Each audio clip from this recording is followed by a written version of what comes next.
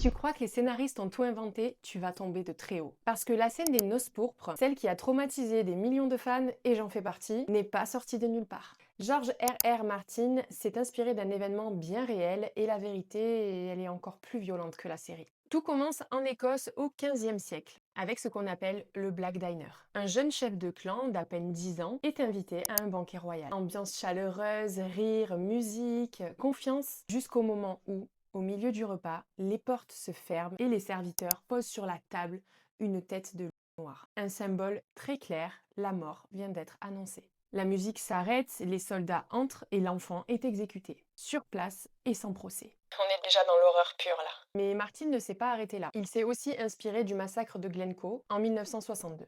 Pendant des jours, des soldats ont été accueillis chez une famille écossaise. On les nourrit, on les loge, on les protège. Une vraie hospitalité. Et puis une nuit, alors que tout le monde dort, ces mêmes soldats se lèvent, sortent leurs armes et massacrent la famille tout entière. Femmes, enfants, vieillards, tous tués par ceux qu'ils avaient accueillis avec confiance. La trahison absolue. Et comme l'a dit George R.R. Martin, aucune fiction n'égale la cruauté de l'histoire. Je suis assez d'accord. Les Noces pourpres, c'est une scène culte, traumatisante, mais comparée aux vrais événements qui l'ont inspirée, c'est presque une version allégée en fait. Commente partie 2 et je te donne tous les détails de Glencoe.